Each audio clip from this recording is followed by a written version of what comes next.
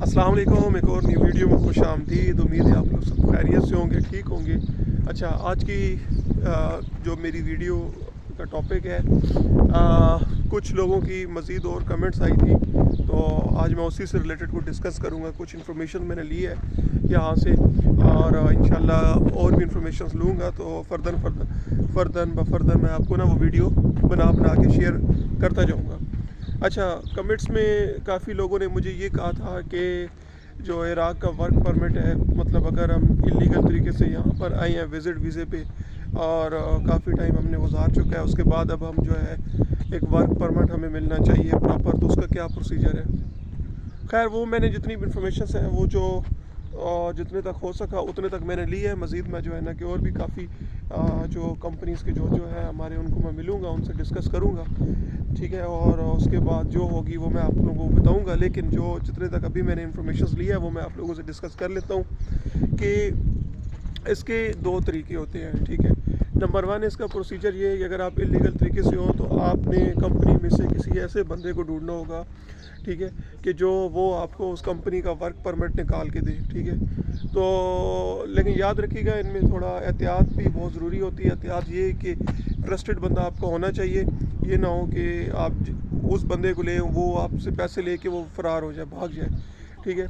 तो ये इस चीज़ों पे आपने ख्याल करनी है बहुत ज़्यादा कि आपने बंदा सबसे पहले वो लेना है कि जो आपके, मतलब कि आपको पता होगा ये बंदा सही है बंदा, ठीक है। तो ताकि आपके पैसे ना लेके भागे, तो उसका ये होगा प्रोसीजर कि वो, क्योंकि इन कंपनियों में जो इलीगल तरीके के जो आए होते हैं, इनको बंदे चाहिए होते हैं, तो ये बुला लेते हैं बहुत सारों को, ठीक है, अपने पास रख लेते हैं, फिर इधर ही वर्क परमिट उनको दे देते हैं। फिर इस तरह ना उनका वो सिस्टम क्लियर हो जाता है। जो इनके पास लीगल एडवाइज़र भी इसी कंपनी में मौजूद होते हैं, हर कंपनी में, ठीक है ना, वो जो कि पूरा डील करते हैं इन सब चीज़ों को कि किस तरह हमने वीज़े लेने हैं, कहाँ से वीज़े लेने हैं, क्या कुछ सारा ईच एंड एवरी थिंग्स, ठीक है। किस एम्प्लॉय को कौन सा वीज़ा देना है, किसी और कंपनी का देना है या किसी और का, ठीक है। तो बेसिकली वर्क परमिट चाहिए, चाहे जिस कंपनी का भी हो, ठीक है। एक तो ये प्रोसीजर है कि आपको कोई ऐसी कंपनी ढूंढनी पड़ेगी कि जो आपको, मतलब कि ऐसा बंदा ढूंढना पड़ेगा सबसे पहले कि जो आपको वर्क परमिट किसी कंपनी का निकाल के दे, लेकिन वो भी ट्रस्टेड बंदा होना चाहिए। दूसरा एक प्रोसीजर ये है कि आप अगर पाकिस्तान से निकलवाना चाहते हो, पाकिस्तान में अगर आपके कोई ट्रस्टेड है, ठीक है, कोई भी एजेंट है या कोई भी ऐसा बंदा कि जिस पे आप यकीन करें कि नहीं ये ट्रस्टेड है बंदा, ये जो है सही है, तो इसमें कोई हमें टेंशन नहीं है, तो फिर उसका ये होगा कि उसमें भी जो है वो भी आपसे पैसे चार्ज करेगा, लेगा पैसे आपसे, ठीक है। अब असल में मसला ये है कि पाकिस्तान से जहाँ तक बंदा होता है, वो देखें कि आप बेहतर जानते हैं कि यहाँ पे चाहे इस जगह पे हो चाहे पाकिस्तान हो, ठीक है, जो भी बंदा होगा वो अपना दाना पानी जो भी है ख़र्चा निकालेगा। इसके अलावा आगे वो जिससे काम करवाएगा, लाजमी बात है उसको भी कुछ ना कुछ तो वो देगा, ठीक है। तो वो अच्छे भले पैसे बन जाते हैं, ठीक है।